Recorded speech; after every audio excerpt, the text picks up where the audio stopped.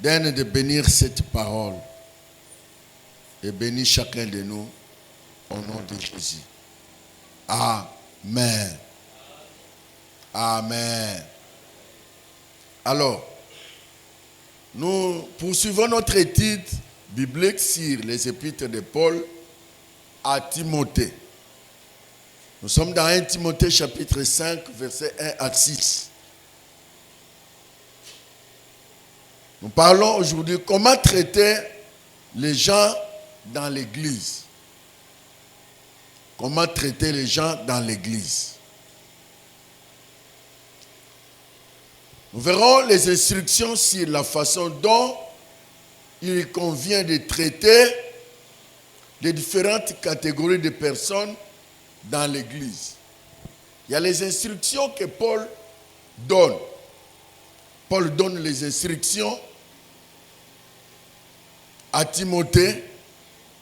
Comment Timothée doit traiter les différentes catégories de personnes qui sont dans l'église.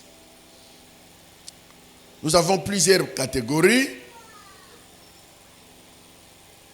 La première catégorie, c'est comment traiter les hommes dans l'église. La deuxième catégorie, comment traiter les femmes, les jeunes gens, et comment traiter les vieillards. Ce sont les catégories de personnes qui sont dans l'église. Alors, Paul voulait tirer l'attention de Timothée, qui était pasteur à l'église. Il était ancien, jouant le rôle de pasteur. Comment il doit traiter toutes les personnes qui sont à l'église, toutes les catégories de personnes qui sont à l'église. Ce sont les instructions qu'il devait donner à Timothée. Timothée, à son tour, devait les appliquer. Comment traiter les hommes dans l'église? Ici, il dit, ne reprends pas. Ce sont les instructions. Ne reprends pas le vieillard avec dureté. Ne reprends pas avec le vieillard avec dureté. Mais encourage-les comme un père qui encourage les jeunes. Première instruction ici, ou recommandation, Paul dit à Timothée comment il doit traiter les vieillards qui sont à l'église. Autrement dit, toutes personnes qui sont avancées en âge, qui sont à l'église, comment on doit les traiter. La réponse à cette question, c'est qu'on ne puisse pas réprimander, gueuler tous ces vieillards qui sont à l'église. Mais par contre, on doit parler à ces vieillards-là avec respect. On doit les encourager comme on encourage les jeunes à l'église. Ici, nous comprenons que beaucoup de pasteurs, beaucoup de serviteurs de Dieu dans nos églises ne respectent pas ceux qui sont avancés en âge, qui sont à l'église. Vous êtes responsable du département. Vous êtes responsable du département. Vous êtes responsable à l'église. Vous encadrez un certain nombre de personnes. Donc, on doit avoir du respect à tous ces responsables, à tous ces gens-là. Mais nous constatons que quand on est responsable des départements, on ne respecte pas ceux qui sont avancés en âge. Les responsables, les papas, les mamans, les yayas qui sont dans votre département. Ou lorsque vous êtes pasteur, on se permet de dire n'importe quoi, de gueuler les gens n'importe comment à l'église parce qu'on est pasteur. Non. Ici, Timothée était jeune. Étant un jeune homme, il va diriger les responsables à l'église, il va diriger les papas, il va diriger les mamans, il va diriger ses grands frères. Donc, il doit apprendre comment les diriger. Donc, tu ne dois pas gueuler, réprimander, hausser le ton sur toutes ces personnes qui sont à l'église. Amen. Vous allez comprendre, certains pasteurs, serviteurs de Dieu, qui n'ont pas une bonne éducation ou qui n'ont pas l'instruction, qui se permet à gueuler les gens à l'église.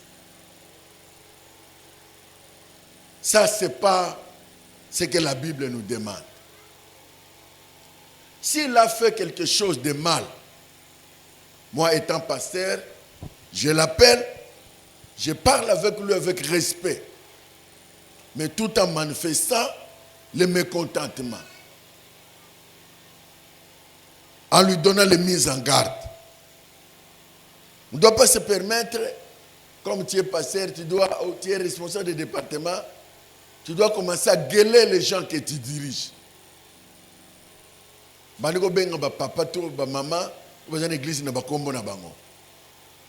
Ça, c'est manque à respect. Amen. Manque à respect. Encourage-les comme les jeunes. Jacques, comme on peut encourager les jeunes gens dans l'église, on les prend comme les frères. On les prend comme les frères. Amen. Amen. Je ne veux plus entendre une jeune fille ou un jeune garçon qui a manqué de respect à une maman ou à un papa. Ou à celui qui est votre supérieur. Ça ne peut pas se passer dans l'église. Nous devons nous respecter. Amen. Nous serons toujours en face des hommes mal éduqués. Vous savez, il y a une différence entre l'instruction et l'éducation. Il y a une différence. Amen. Il y a l'instruction, c'est l'ensemble des connaissances acquises à l'école. En commençant par le maternel jusqu'à ce que vous avez terminé l'université ou les études primaires, secondaires. L'ensemble des connaissances acquises, qu'on appelle ça l'instruction. L'éducation, c'est l'ensemble de formations que la personne a reçues à la maison, à l'église, à l'école, partout où il est. L'ensemble de cette formation-là, c'est ce qu'on appelle l'éducation. On peut être rempli du Saint-Esprit parlant en langue, mais mal éduqué. Est-ce que vous êtes avec moi? Rempli du Saint-Esprit, il parle en langue. Il prêche bien, mais mal éduqué. Il n'a pas une bonne éducation. Il ne respecte pas les papas, il ne respecte pas les mamans, il ne respecte pas les responsables des yayas, ceux qui sont plus âgés à l'église. Donc nous avons le devoir de respecter la Bible. Amen. Ne reprends pas le vieillard. Paul indique à Timothée, quand les vieillards ne doivent pas généralement être réprimandés. Réprimandés. Vous imaginez, moi je suis pasteur à l'église, je dois commencer à gueuler un papa, un vieux papa à l'église en plein air. Ou une maman à l'église en plein air. Non. Ça ne fait pas partie de l'éducation. On doit respecter les vieillards. Un jeune pasteur tel que Timothée doit les guider fidèlement, mais en leur témoignant le respect dû à leur âge et à la sagesse présumée des vieillards. Donc, lorsqu'on voulait parler à celui qui est plus âgé que vous, bien que vous êtes responsable de l'église, vous êtes ancien, excusez-moi, vous êtes ancien diacre ou responsable du département. Qu'est-ce que vous devez faire? Vous les parlez avec respect et sagesse. Amen. Respect et sagesse. Est-ce que vous me saisissez? Nous ne sommes pas dans des églises indépendantes. Nous ne sommes pas dans certaines églises où les normes de respect de ceux qui sont devant vous n'est pas mise en pratique. Un pasteur qui se réveille, il va commencer à gueuler. Il va commencer à gueuler les fidèles, il va commencer à gueuler les papas, il va commencer à gueuler les mamans, il va commencer à gueuler tout le monde. Non.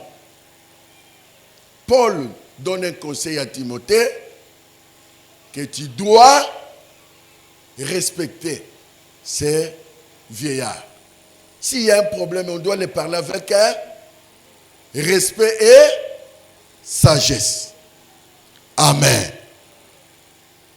Respect et sagesse.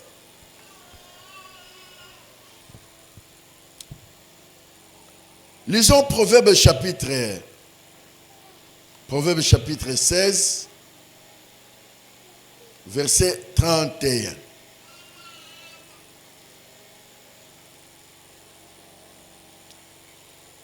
Proverbe 16, 31. Nous lisons au nom de Jésus. La Bible dit ceci. Les cheveux blancs sont une couronne d'honneur. C'est le chemin de la justice qu'on la trouve. 32. Celui qui est lent à la colère vaut mieux qu'un héros. Et celui qui est maître de lui-même que celui qui prend de ville. Je reprends. Les cheveux blancs sont une couronne d'honneur. C'est dans les chemins de la justice qu'on la trouve. Celui qui est lent à la colère vaut mieux qu'un héros.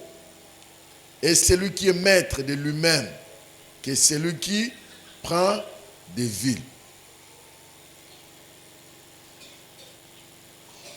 Ici, quand on parle de cheveux blancs, une couronne d'honneur, on sous-entend que quand on voit quelqu'un qui a avancé en âge, qui a des cheveux blancs, cette personne-là, on doit l'honorer. On doit l'honorer. Il mérite le respect.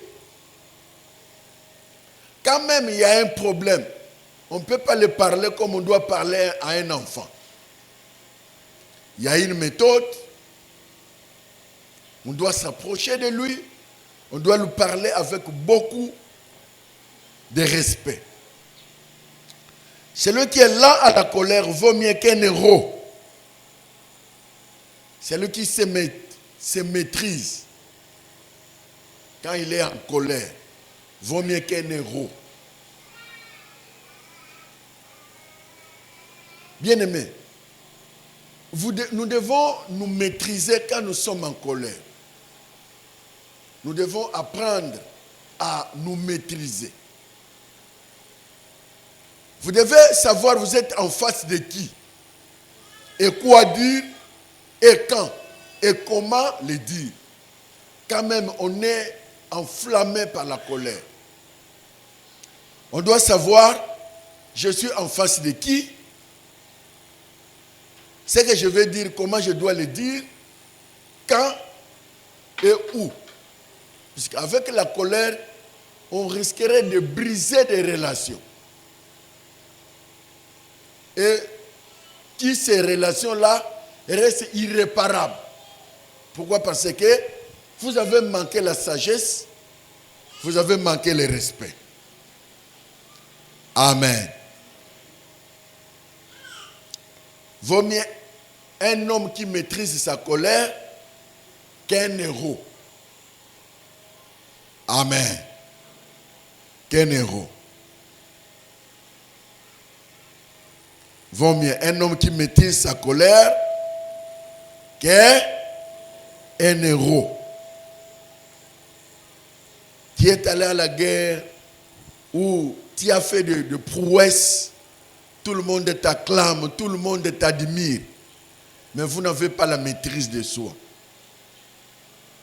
Tu ne sais pas te maîtriser, tu ne sais pas te calmer, tu ne sais pas mesurer ta colère. Tu vas briser des relations qui seront irréparables. Tu vas briser certaines choses pour lesquelles tu ne sauras pas réparer. Amen.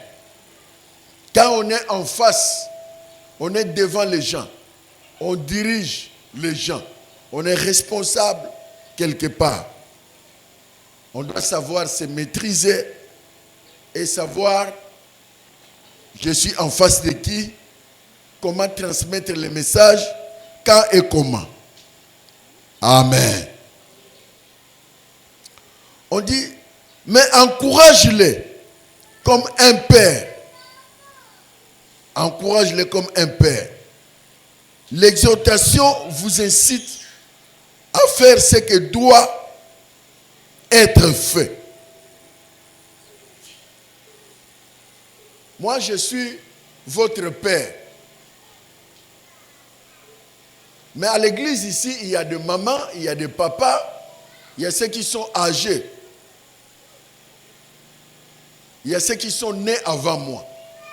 Cela ne dit pas comme je suis pasteur, je me permets de faire n'importe quoi. Ou je me permets de dire n'importe quoi. Non. En face d'une femme mariée, il mérite un respect. En face d'un homme marié, il mérite du respect. En face d'un jeune homme, jeune fille, jeune garçon, mérite de respect. Je peux faire des remarques, mais ces remarques-là doivent passer avec sagesse, respect et maîtrise de soi. Amen. L'exhortation vous incite à faire ce qui doit être fait.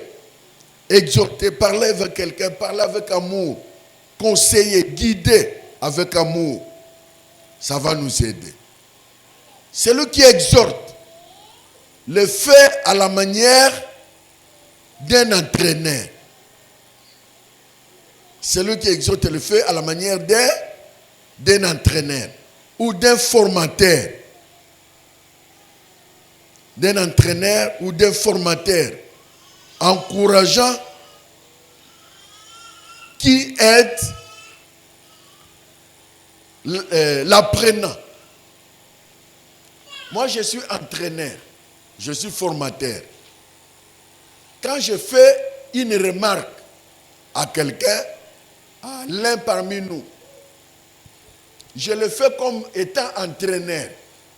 Je le fais étant comme formateur. Je le fais étant comme papa. En tenant compte de l'âge de la personne qui est en face de moi. En tenant compte de la responsabilité de la personne qui est en face de moi. En tenant compte de l'état, de son statut. Amen. La manière dont je vais parler à mes collaborateurs qui sont avec moi, les collaborateurs qui sont mariés, les collaborateurs qui sont célibataires, ce n'est pas la même chose. Je sais que je suis en face d'un homme marié. Qu'est-ce que je peux dire? Qu'est-ce que je ne peux pas dire? Je suis en face d'un jeune homme que je suis en train d'encadrer. Qu'est-ce que je peux dire et qu'est-ce que je ne peux pas dire? Et comment le présenter? Amen. C'est ce qui fait que vous trouverez dans beaucoup d'églises, les gens, certains ont quitté l'église par simple fait que les responsables n'ont pas la manière de parler. Amen. Ils n'ont pas la manière de parler. Soit les responsables n'ont pas de bonne manière. Ils ne respectent pas les gens. Il peut gueuler n'importe où. Il peut dire n'importe comment. Ça, c'est pas sérieux. Amen. Tout ce que nous devons faire, nous le faisons avec respect, sagesse et amour. Les jeunes gens, Timothée doit traiter les jeunes gens comme le frère. On doit traiter les jeunes gens comme le frère, c'est-à-dire comme des partenaires et des amis dans l'œuvre de l'évangile. Tous ces amis qui sont avec moi à l'église, qui travaillent avec moi, il y en a nombreux. Tous ces gens-là, ce sont mes amis. Je peux être plus âgé que certains, mais ce sont mes amis, ce sont les partenaires dans le ministère, dans l'œuvre de Dieu. Je dois les considérer comme mes frères et comme mes sœurs. Vous aussi, quand vous avez une portion d'autorité et que vous dirigez quelque part, vous dirigez l'église, vous dirigez un département, vous dirigez une entité où vous êtes responsable quelque part, même à la maison, même en famille. Ceux qui sont avec vous, qui sont à votre charge ou à votre responsabilité, ce sont tes frères, ce sont tes sœurs. Amen.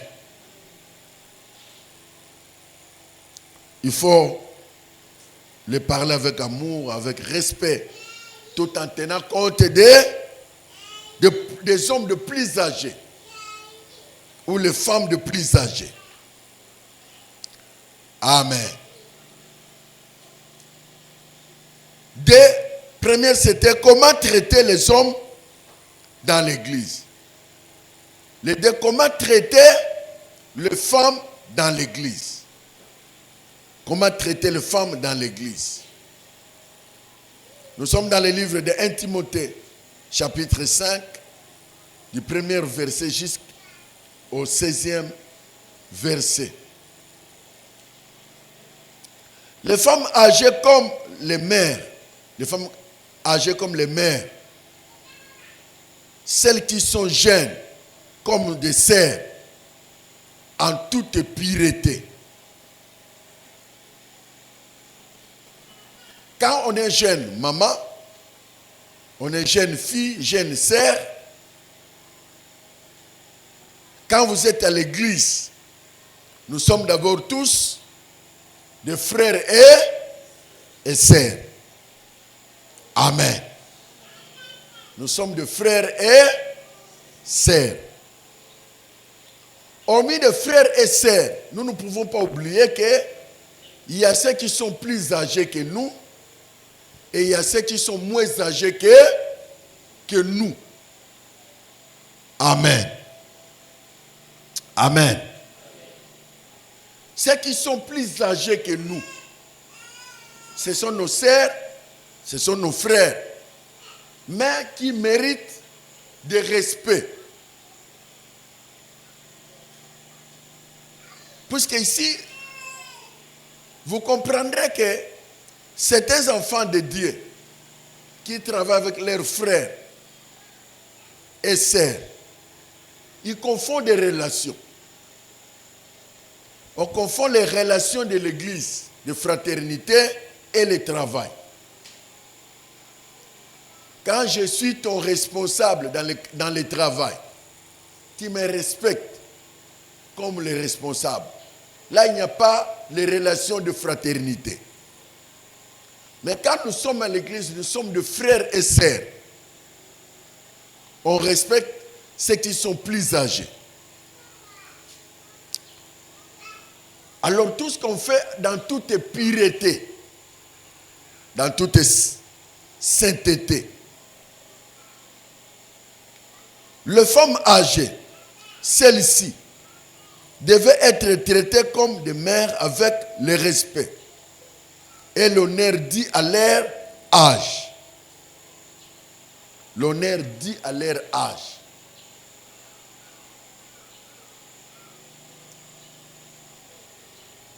Je ne peux pas me permettre, tel que je suis là, je dois commencer à appeler les gens, ma maman dans leur nom. Blandine, Rosette, non. Ça n'a pas de sens. Ça, c'est manque de respect. Ce n'est pas parce que je suis pasteur, je dois me permettre, je dois commencer à appeler les gens qui sont avancés en âge par leur nom. Ça, c'est manque de respect. Ils sont avancés en âge, on les respecte. Bonjour, Maman G. Bonjour, Pasteur Raoul. J'ai des limites, je sais que c'est une maman, elle a avancé en âge. Il y a des choses que je ne peux pas dire, il y a des choses que je peux lui dire quand nous sommes à deux. Ça, vous n'avez pas bien fait ça. Ça, je ne suis pas d'accord. Vous ne pouvez pas vous comporter comme ça. Ça, nous sommes en deux. Mais je ne peux pas me permettre, à l'église, je dois commencer à gueuler ma mége en présence de tout le monde.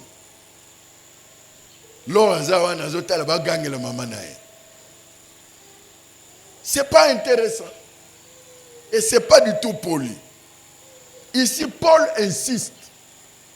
Il dit à Timothée, attention, tu es responsable, mais il y a des catégories de personnes à l'église. Toutes ces catégories de personnes doivent être respectées. Est-ce que vous êtes avec moi? Amen. Le pasteur doit être l'homme le plus poli. Le chrétien doit être l'homme le plus poli. Vous ne dites pas bien pourquoi. Le chrétien doit être l'homme le plus éduqué du monde. Les amens ne sont pas... sont faibles. Pourquoi? Parce qu'il y a beaucoup d'impolis.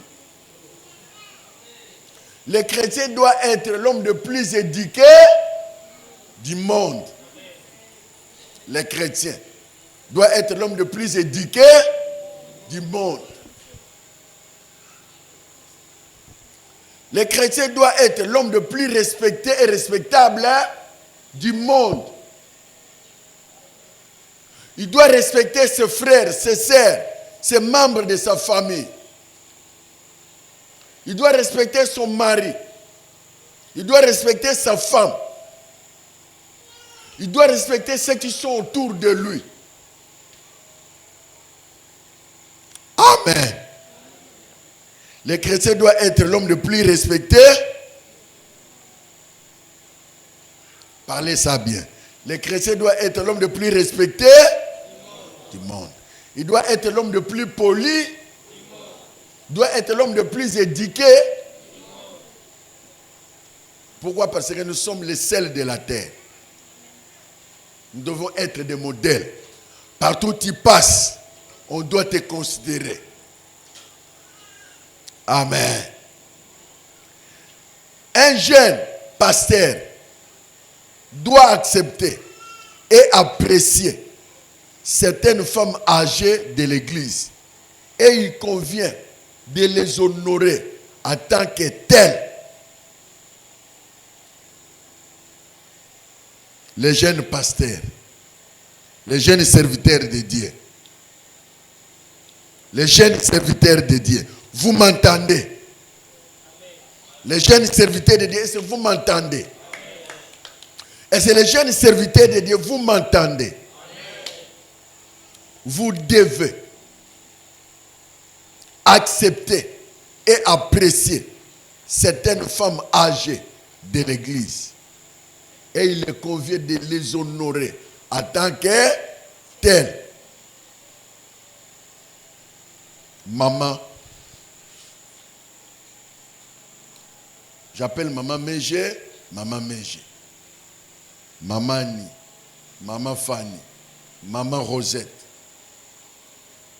Ce sont des mamans. Amen. Je suis en face d'une dame qui est mariée, comme ma fille qui vient de se marier. Je dois la respecter. C'est une femme mariée. Je ne dois pas dire n'importe quoi à cette femme qui est mariée.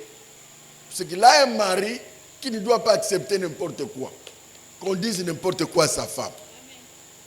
Amen. Amen. Il mérite de respect. On va pasteur, ça c'est l'impolitesse. C'est manque à sens éthique. Un pasteur, c'est un serviteur de Dieu, il doit se respecter. Et il doit respecter ceux qui sont à l'église.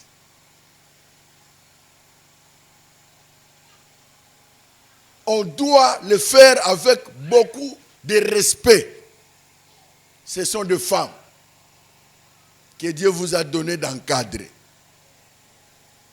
Les jeunes serviteurs, est-ce que vous entendez? Quand tu passes devant, Dieu te fait l'occasion. Dieu te donne l'occasion de passer devant. Ceux qui sont en train de te suivre ne sont pas inférieurs à toi. C'est une grâce que vous avez reçue d'être devant eux. Mais cette grâce-là ne peut pas vous amener la folie de dire n'importe quoi et de faire n'importe quoi.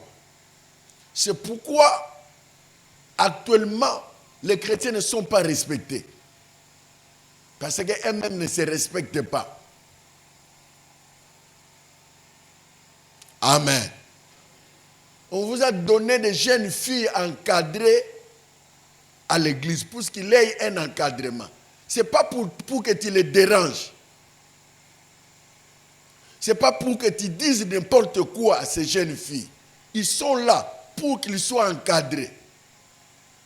Qu'on les prépare à la rencontre de l'époux. Actuellement, nous avons des serviteurs de Dieu qui n'ont pas l'éthique, qui ne respectent pas ceux qui sont à l'église, ceux qui viennent à l'église. Les gens qui viennent à l'église, ils ne viennent pas chez nous.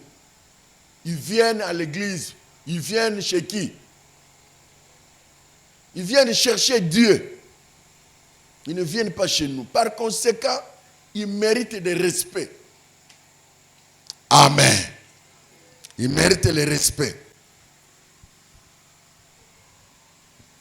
Un enseignement profond, capital. Maintenant, nous avons un problème sérieux Pourquoi? Parce que les acteurs de l'éducation ont échoué. Les acteurs de l'éducation ont échoué. Maintenant, l'Église doit se battre pour récupérer tous ceux qui ont raté l'éducation, en famille et ailleurs. Amen. L'Église ne doit pas seulement enseigner les choses du royaume. Il doit aussi enseigner sur de bonnes manières comment se tenir devant les gens, comment parler devant les gens, comment saluer les gens.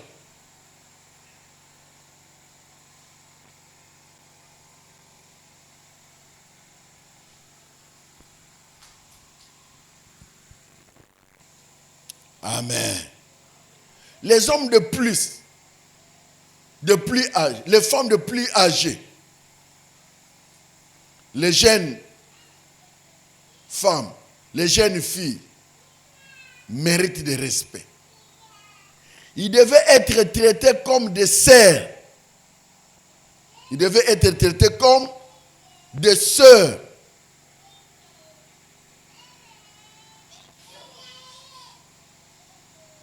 Maintenant, nous verrons au troisième point, comment traiter le veuve et les personnes nécessiteuses. Comment traiter le veuve et les personnes nécessiteuses. 1 Timothée chapitre 5,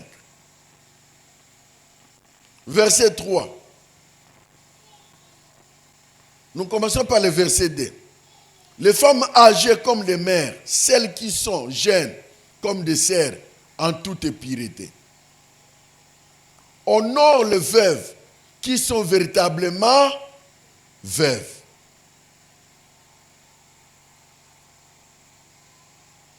Honore les veuves, ceux qui sont véritablement veuves. C'est à l'époque où les gens respectaient les adultes, les responsables, respectaient les veuves. Mais actuellement, tellement que le monde est pourri, notion de respect commence à disparaître. À l'époque, nous, quand on grandissait, même actuellement, quand je suis assis et que je vois celui qui est plus âgé que moi, vient, moi je me mets debout et je laisse la place à celle qui est plus âgée ou à celui qui est plus âgé. Maintenant, non. C'est rare. Mais ça lui dit absolument rien. Même dans des bus.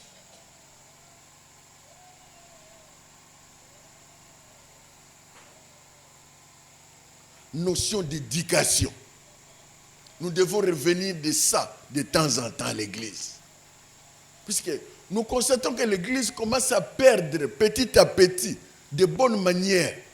En réalité, c'est nous qui devons montrer les gens comment vivre de bonnes manières. Amen. De bonnes manières. Ça ne fait pas partie de bonnes manières. Comment traiter le veuve et les personnes nécessiteuses? Principe général. L'aide doit être donnée aux nécessités qui sont vraiment dans les besoins.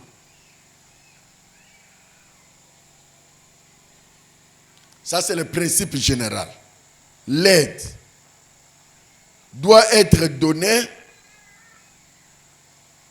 aux nécessités qui sont vraiment dans les besoins.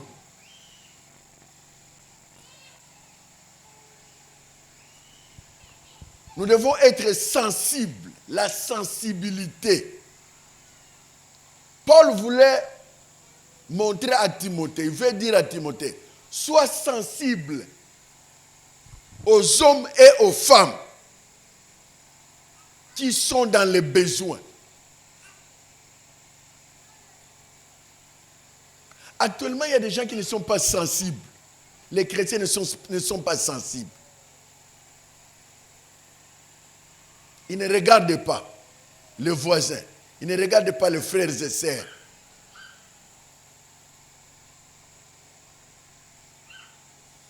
Vous êtes à côté de quelqu'un qui est en train de s'ennuyer. Vous croyez comme il est malade. Peut-être qu'il a faim. On peut être sensible de voir celui qui est à côté de moi. Ces mouvements qu'ils font là.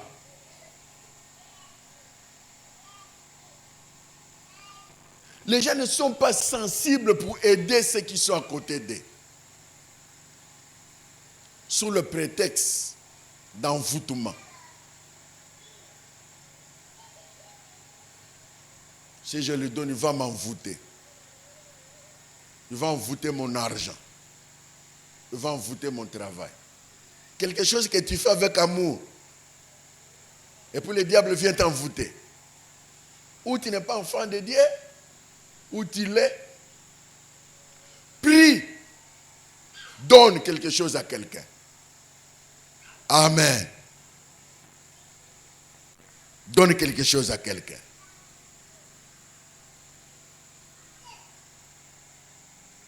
On doit être sensible. La sensibilité. Honore les veuves qui sont vraiment veuves. Il y a plusieurs personnes qui ont des problèmes avec Dieu parce qu'ils ont menacé de veuves. Bien-aimé, si tu as un problème avec veuve, faites attention. Dieu défend les veuves. Amen. Dieu défend les veuves. Quand tu as un problème avec les veuves, règle ça vite. Sinon, tu auras des problèmes avec Dieu. Dieu les défend lui-même. Une signification des mots honorer. Quand on dit honore les veuves ou honore les personnes qui sont dans les besoins, ça veut dire soutenir et nourrir. L'Église a le devoir de soutenir les veuves, de nourrir les veuves. L'Église a le devoir de soutenir ceux qui sont dans les besoins. Ceux qui sont véritablement dans les besoins. Amen. Maintenant, qui sont vraiment de veuves? C'est celles qui sont vraiment de veuves. Celles qui sont vraiment de veuves doivent être honorées. Autrement dit, soutenir et nourrir.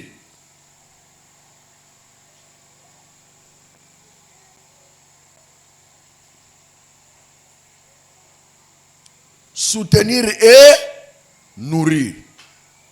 Comment savoir si elles sont vraiment veuves?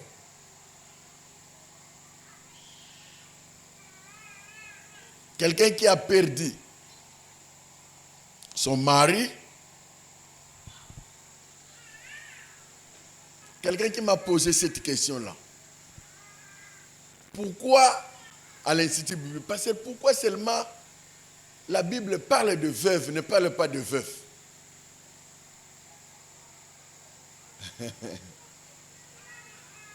C'est comme Dieu défend seulement des femmes qui ont perdu le mari.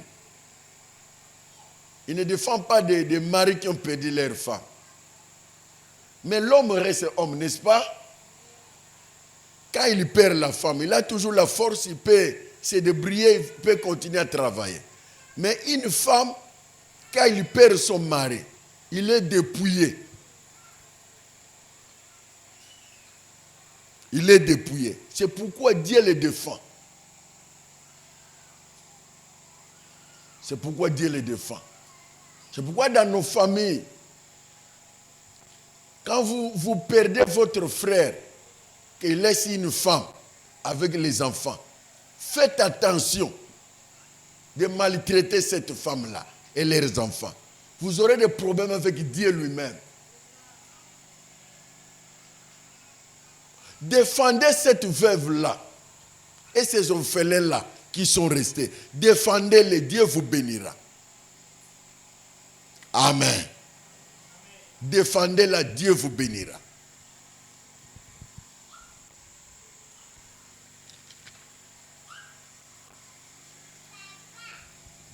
Alors, dans les relations avec les autres chrétiens, donc nous sommes à l'église, je vais conclure. Dans les relations avec les autres chrétiens, ce sont les liens de famille qui doivent nous servir de modèle. Comme un père, comme des frères, comme des mères, comme des sœurs.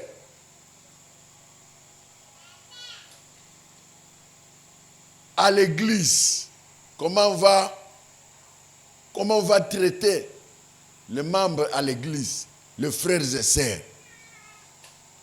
Quelle relation qui nous unit les uns les autres? Une relation avec les liens de famille, fraternité. Nous sommes des frères. Nous avons un même père. Ne perdons jamais de vue que nous formons une seule et même une seule famille, la famille de Dieu. Meilleure famille, je cite, c'est la meilleure famille que nous devons voir au monde. C'est l'Église. Amen. La meilleure famille que nous devons voir à l'Église, c'est quoi? C'est la famille à l'Église. Les frères et sœurs, c'est la meilleure famille. Ne perdons pas de vue. Ne regardez pas votre frère comme c'est quelqu'un qui a toute la malédiction du monde. Ne regardez pas votre sœur, c'est comme quelqu'un qui a toute la malédiction du monde. Non. Nous sommes des frères et des sœurs. Nous avons nos mamans, nous avons nos papas, nous avons nos grands frères, nous avons nos grandes sœurs. Nous sommes des frères. Quand ton frère a un problème, vous allez. Utilisez la démarche biblique. Parlez avec lui. Quand votre sœur a un problème avec vous, voyez-le. Parlez avec votre frère. Parlez avec votre sœur. Utilisez la démarche biblique. Et vous allez résoudre les problèmes. Amen. Aujourd'hui, on s'arrête par là. Nous voulons avoir quelques questions. Et après quoi, on va prier. Pour aujourd'hui, on s'arrête par là. Amen.